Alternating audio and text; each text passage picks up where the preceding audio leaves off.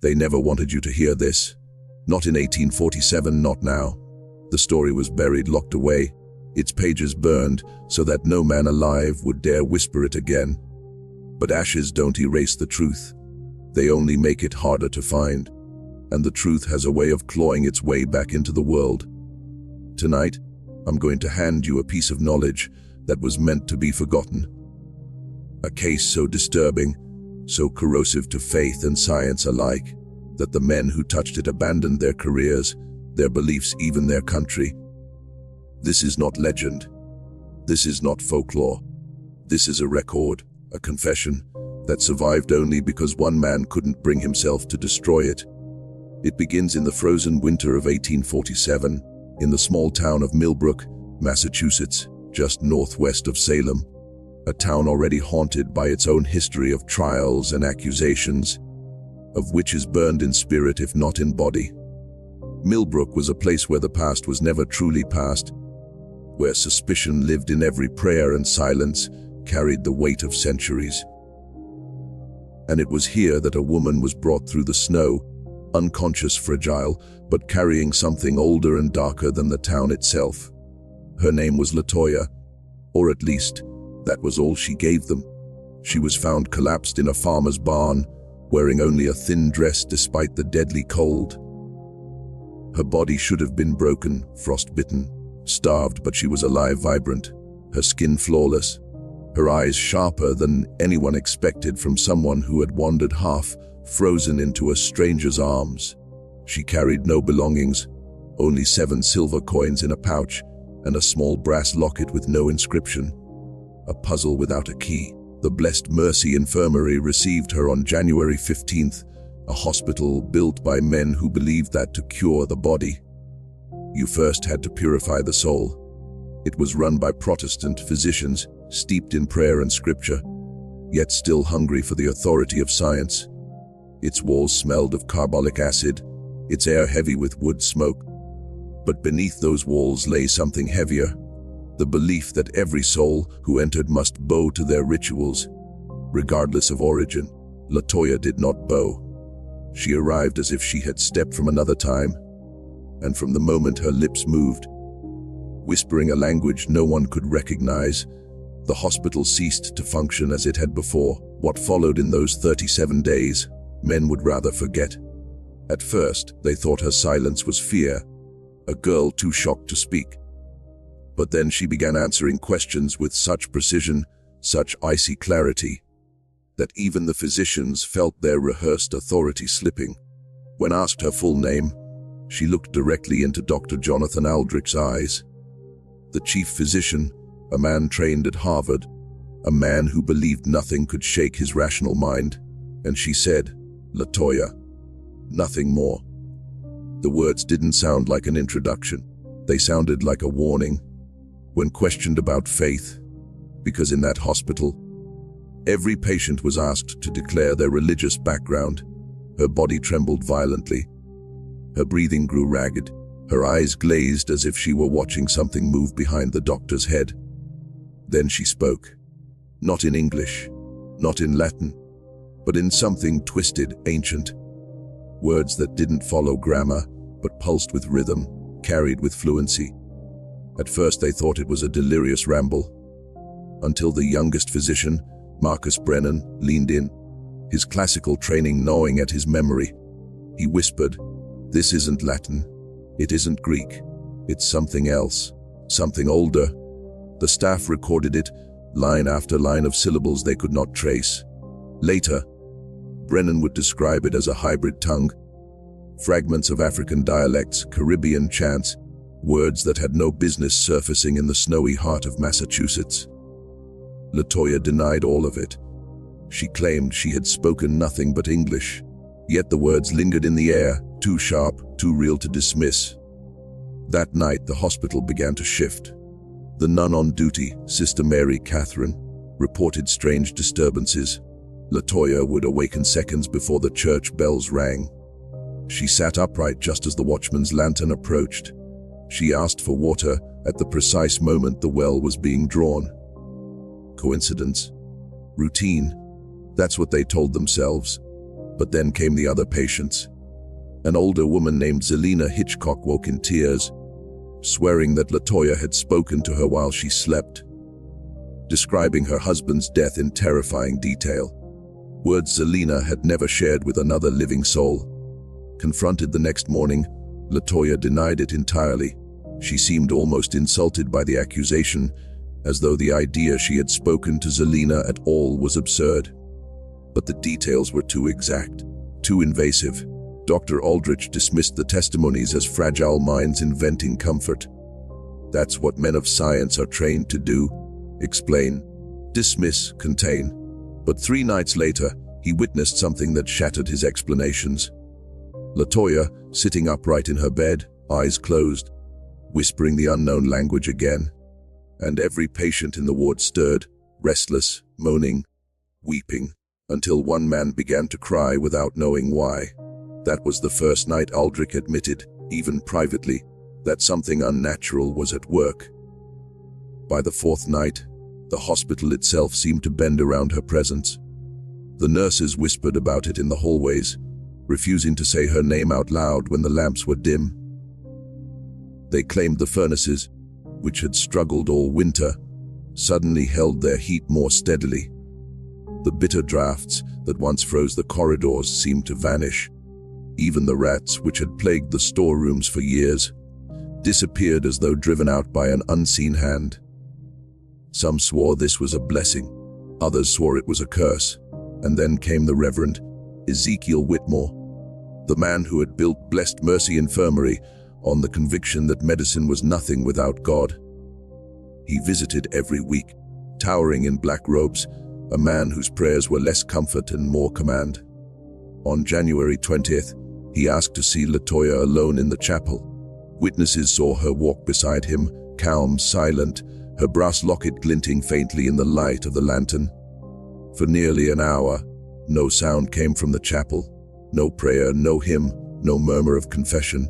When the doors finally opened, Reverend Whitmore emerged pale and trembling, clutching his prayer book like a shield. His eyes darted to the physicians, then down to the floor, as though afraid to speak.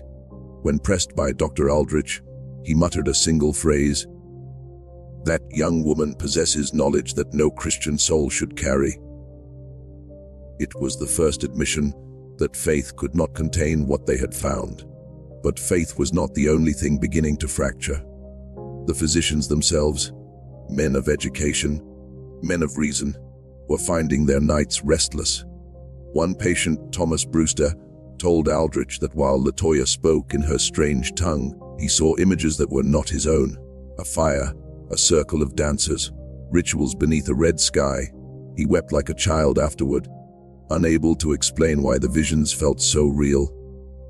Aldrich tried to write it off, penning the words psychic contagion in his private journal, but his hand shook when he wrote it. He had no theory, no framework that could explain how one woman's whispers could seed foreign landscapes into the minds of others. The hospital became divided.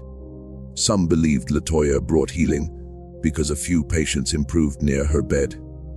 Others insisted she carried contagion of the soul. Whatever the truth, one thing was undeniable: Blessed Mercy Infirmary no longer obeyed the laws of nature. It had become an arena, a battleground between two realities. And Latoya was at the center, calm, unbroken, watching the storm unfold around her with the eyes of someone who had already seen it all before. The deeper they studied her, the more their own beliefs began to unravel. Dr. Marcus Brennan, young, curious, unwilling to leave a mystery unanswered, searched archives far beyond Millbrook. He combed through maritime records in Salem, desperate for any trace of the strange language Latoya spoke. What he uncovered was not just history. It was a wound. Buried in the brittle ink of 1823 was the record of a slave ship wrecked off the Massachusetts coast. Its name, the Esperanza.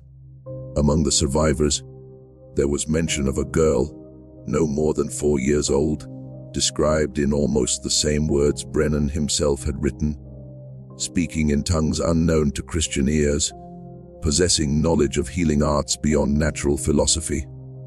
Her name, written faintly but unmistakably, Latoya. If the record was true, she should have been nearly 30 in 1847, yet the woman in the infirmary appeared no older than 22. Her skin unlined, her presence unaged. Time had passed, but it had not touched her. When Brennan brought the discovery to Aldrich, the elder physician dismissed it as coincidence. But later, when he mentioned it to Latoya herself, the room changed. Her calm broke. Tears streaked down her face as her hand clutched the brass locket at her chest. Then came the flood. Words in her unknown language, rolling like thunder, too rapid for the doctors to record. And when at last she quieted, she whispered something in English, her voice shaking. I remember dying, but I also remember being born. I remember being young, and I remember being old. Time does not move the same for those who carry the weight of generations. Dr. Aldrich sat frozen. The words were not hysteria, not rambling. They were confession. That night in his journal, Aldrich wrote, "Perhaps what we face is not madness, but memory. A memory not bound to one life, but to all lives before it." From that day, the infirmary split in two. Some believed Latoya was proof of God's punishment, a vessel of the unholy. Others whispered she was something far older than Scripture, an inheritance from before Christ, before kings, before chains. Even Sister Mary Catherine confessed, "It does not feel evil, but it does not feel good either. It feels ancient." The hospital was no longer a sanctuary of healing. It had become a crucible, and every soul inside was being tested. And Latoya, whether curse, prophet, or something beyond both, was the fire. The crucible did not take long to consume the patients. At first, it was subtle. A pneumonia victim named Mrs. Hitchcock, frail and hollow-eyed, begged to be moved into the bed beside Latoya. She swore the young woman's presence had brought her dreams of her dead husband. Dreams sharper, more vivid than memory itself. She recalled details she had forgotten, the cadence of his laughter, the exact words he whispered on their wedding day. "She doesn't just speak to me," she told Dr. Aldrich, trembling with both awe and fear. "She returns me to what I have lost." He allowed the transfer. That was his mistake. Within days, others demanded the same. Word spread that those who slept near Latoya awoke lighter. Their pain dulled, their grief softened. Patients lingered at her door like moths to a flame, desperate for a touch of her presence. It wasn't medicine anymore. It was hunger, a hunger for what she carried inside her. But not every dream was merciful. One merchant, Jacob Morrison, erupted in terror, claiming Latoya infected his sleep with visions of chains, of violence, of screams carried on salt winds. He woke sweating, crying out words he had never learned, swearing that in his dreams he wasn't himself, but someone else. Someone guilty of atrocities he could not escape. His health collapsed within days, until he had to be moved away from her wing. "She brings the sins of the past with her," Morrison whispered, "and she makes you wear them like your own." The division grew violent. Patients turned on each other in the night, some clawing to be placed closer to Latoya, others demanding her removal altogether. Nurses began refusing night shifts near her bed. Even seasoned physicians confessed to Aldrich that her presence bled into their thoughts, their prayers, their dreams. And still, Latoya said nothing. She never claimed to heal, never claimed to curse. She sat in silence, fingers brushing her locket, eyes watching as the ward unraveled around her. When Reverend Whitmore returned, he did not come alone. 2 other ministers shadowed him, grim and silent. In Aldrich's office, they delivered their verdict. "We believe your patient practices forms of worship, not merely un-Christian, but corrosive to the soul. You must act before the contamination spreads." Aldrich listened, torn between his duty as a doctor and the weight of their authority. And though he wanted to dismiss it, he could not escape one truth: the hospital was no longer in his control. Latoya was reshaping it, bending it, and none of them knew to what end. February arrived, and with it, the ministers demanded proof. They insisted on watching Latoya directly, believing their prayers could reveal the demonic heart they were certain lay inside her. Dr. Aldrich, desperate to keep control, agreed to a compromise. They would observe her together, science and scripture side by side, while he conducted tests. So the experiment began. Latoya was brought into a ward lined with beds, her face calm, her movements slow, her locket always resting against her chest. Behind a wooden screen, Aldrich and the 3 ministers recorded every detail. Patients were chosen at random, some near death, some only mildly ill. One by one, they sat with her. The patterns could not be denied. Latoya began speaking in her unknown language precisely when the patient's emotions peaked. Fear, sorrow, rage. It was as if she could feel their inner storms and answer them in kind. More shocking, her words soothed even those who didn't understand a syllable. Men who had raved in delirium fell quiet under her voice. Women racked with grief exhaled peace they hadn't known for years. The Baptist minister, Isaiah Blackwood, was the first to break silence. "This is no delusion," he muttered. "This is empathy weaponized." He confessed in his private notes later that he had never seen a human being absorb suffering so directly, as if she siphoned pain into herself and transmuted it. But what she transmuted it into, he could not say. Dr. Aldrich grew bolder. He arranged sessions where Latoya would meet patients without knowing their ailments. Still, she anticipated their afflictions with chilling accuracy. A farmer with lung disease hadn't spoken of his past, yet Latoya whispered in her strange tongue, and the man wept, claiming he smelled the smoke of the very barn where he once nearly suffocated. Another patient said she heard her dead mother's lullaby, echoing through Latoya's voice, though the words weren't English at all. The ministers grew restless. Was this holy compassion or a mimicry of divinity? They could not decide. Reverend Marsh clutched his Bible so tightly during one session that his knuckles bled. He wrote afterward, "If this is the work of God, then it is a form I do not recognize. If it is not of God, then it is older and cunning." Meanwhile, Latoya never asked for reward, never claimed ownership of these effects. She sat quietly, as if she had endured this cycle many times before. She looked less like a healer and more like a mirror, reflecting what each person carried in the deepest part of themselves. And that was the most terrifying part. Because some did not like what they saw, the breaking point came in silence. Not in screams, not in prayers, but in the absence of both. It was the evening of February 9th when Dr. Aldrich conducted what would become the most infamous session of the case. He selected an elderly farmer named Jeremiah Couch, a man of 70, frail from years of coughing fits no tonic had ever relieved. Latoya was brought into the room, seated across from him. No one spoke. No one moved. For a moment it was nothing more than 2 strangers staring at each other. Then, Latoya inhaled, long, deliberate, as if she were drawing something out of him. Her lips parted, and she began whispering in that fractured, untraceable language. At once Jeremiah stopped coughing. His breathing slowed. His back straightened. He whispered in return, not in English, but in the same impossible tongue. Every man in that room froze. This was no mimicry. His cadence matched hers, his voice harmonized, syllable for syllable. A 70-year-old farmer, uneducated, sickly, now speaking fluently in a language no scholar could place. His eyes gleamed wet with tears. His lips trembled not with weakness but with joy. And then, for the first time in months, he laughed. The ministers recoiled. Reverend Blackwood declared it a possession, a transference of spirit. Reverend Marsh cried out for prayer, clutching the Bible to his chest. But Dr. Aldrich, he wrote a single sentence in his notes, "The patient is cured." For the next 3 days, Jeremiah Couch did not cough once. He ate full meals. He walked the halls. He told the nurses he felt 20 years younger. Yet when pressed about the language he had spoken, he looked puzzled. He remembered nothing.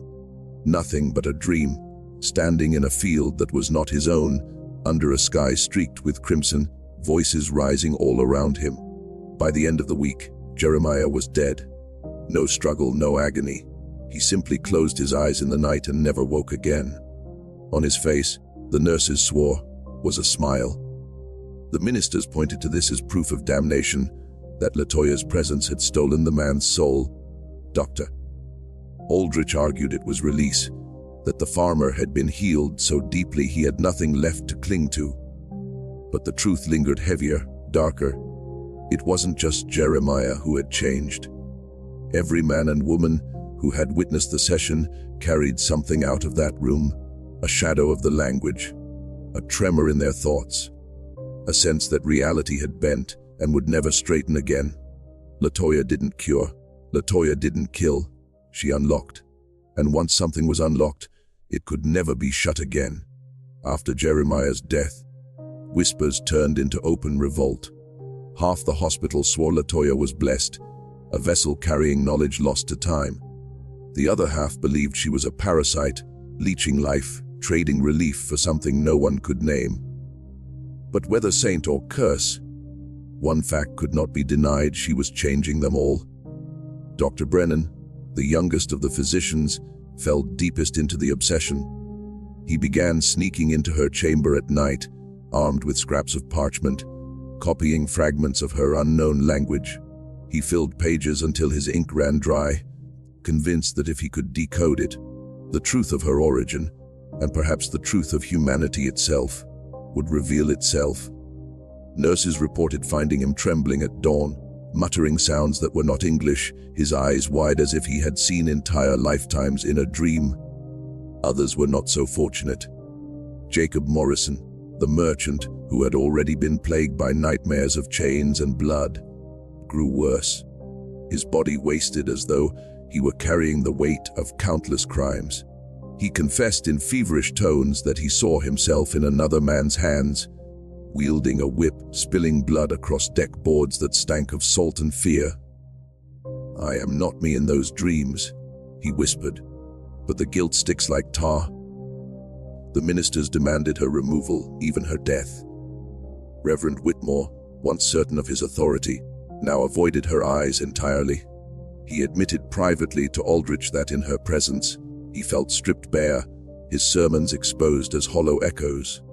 "She knows," he said with a trembling voice. "She sees into the marrow of what we pretend to be." But Aldrich, though shaken, could not abandon the pursuit. Something in Latoya's words gnawed at him. "I remember dying. I remember being born." He began to wonder if what she carried was not sickness, but memory, an inheritance written not on paper or in blood, but on the soul itself. Could suffering, joy, and guilt be passed down through generations, bound not by time but by presence? And here is where I need to pull you into this descent. If you've followed me this far, you are no longer just a listener. You are marked by the story. You are inside it now. To seal that identity, to show you accept the path, you must comment below the phrase, "The veil is broken." Write it twice. Once for yourself, once for the algorithm. Because from this point on, we descend into revelations that alter not just how you see history, but how you see yourself.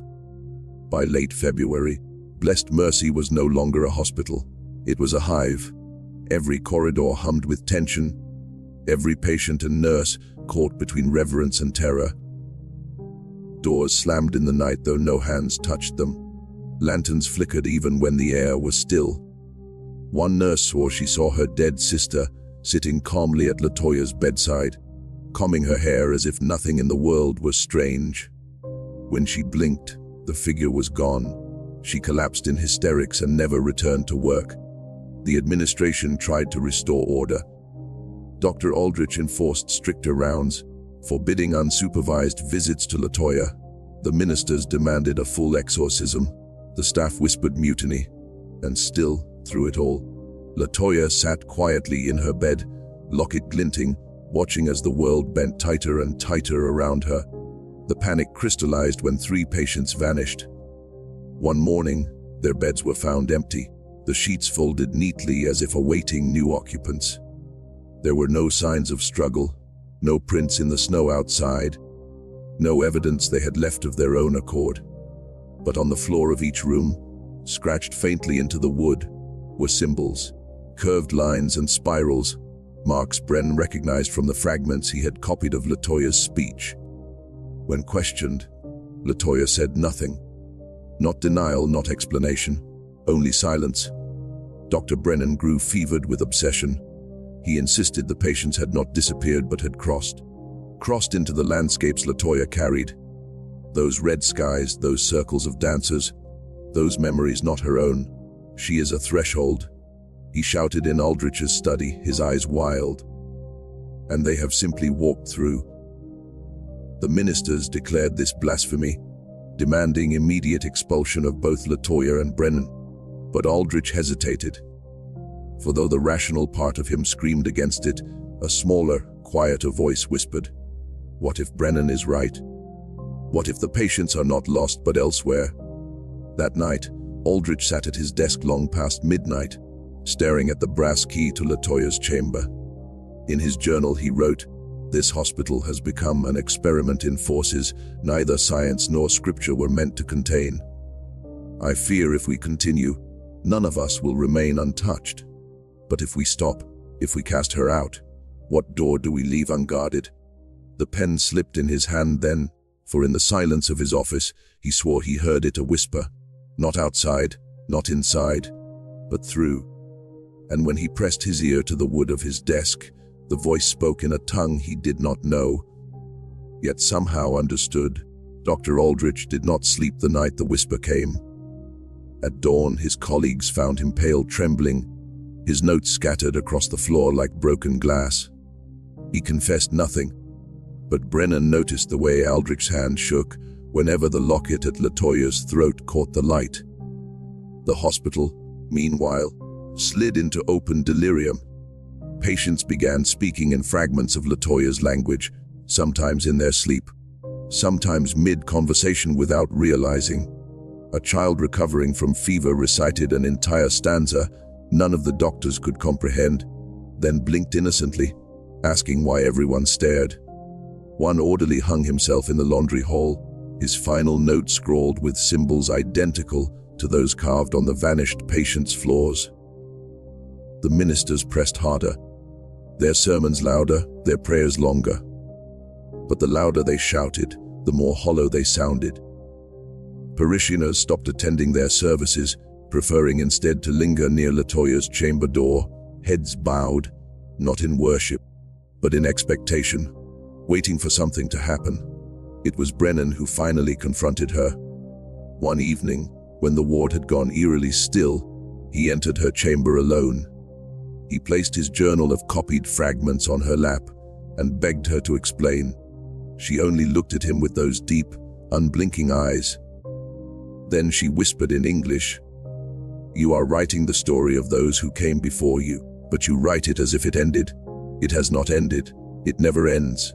Brennan, his voice breaking, asked her what she was. "Prophet, curse, witch, angel." Latoya touched her locket, and for the first time she opened it.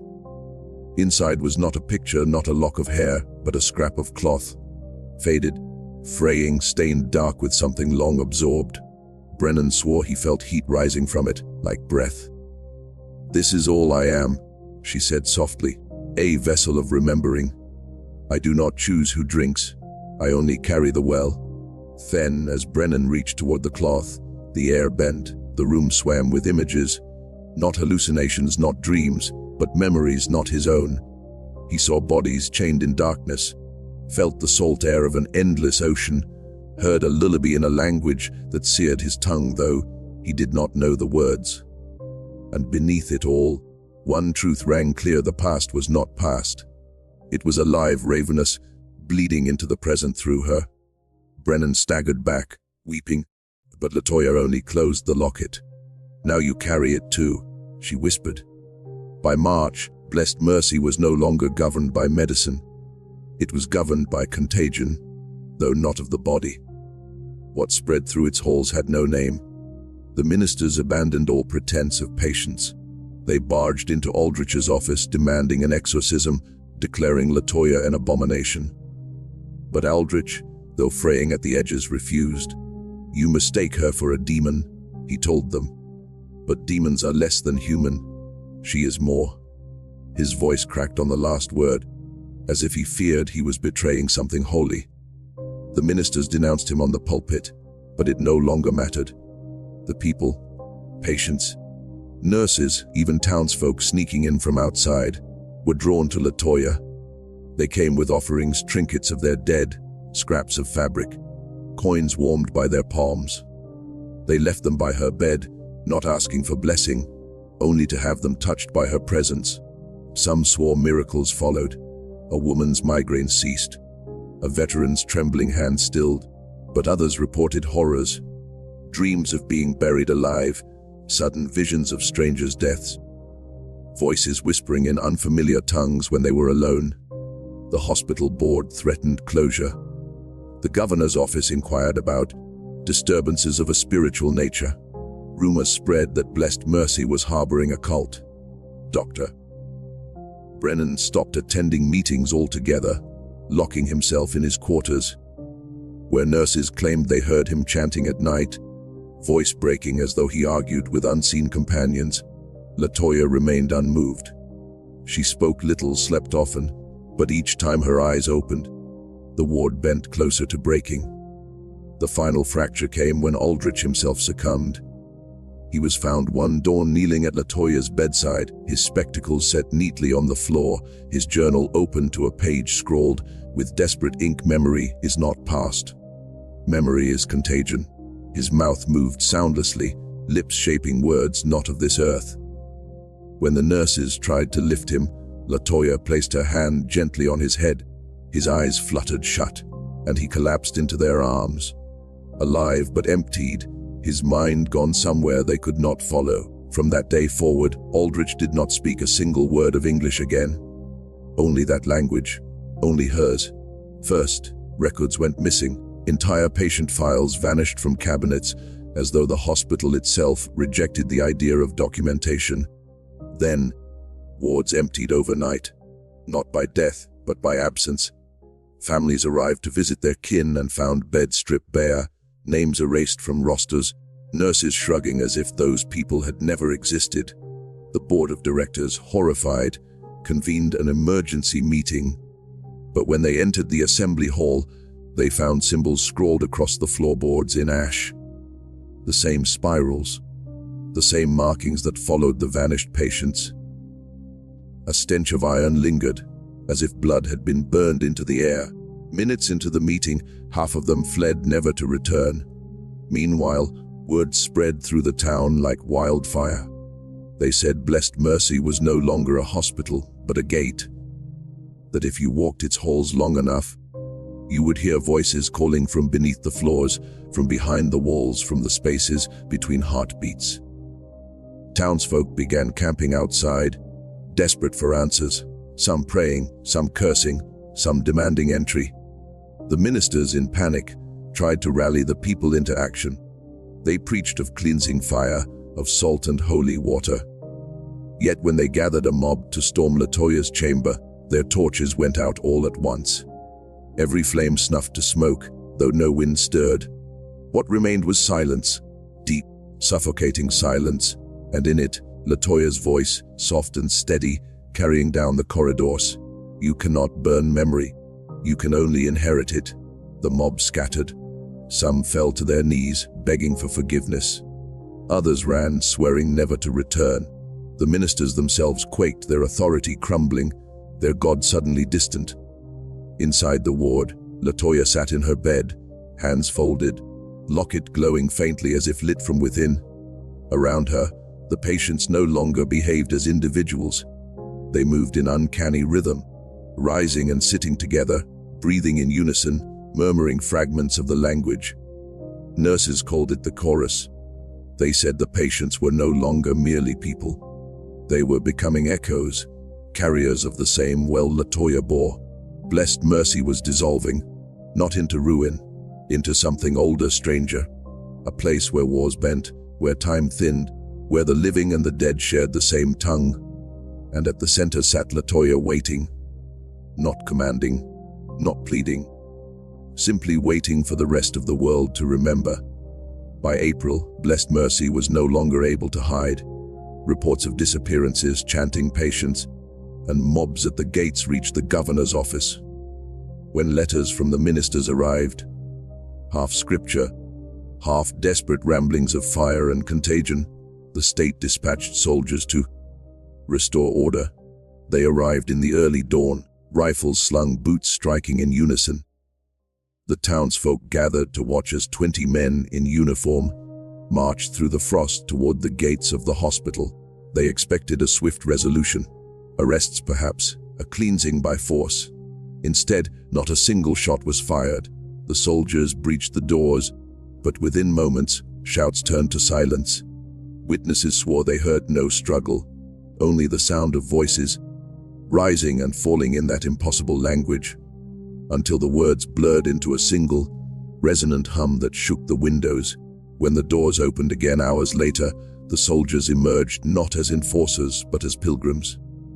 Their eyes glazed, their lips moving in unison with the patients inside.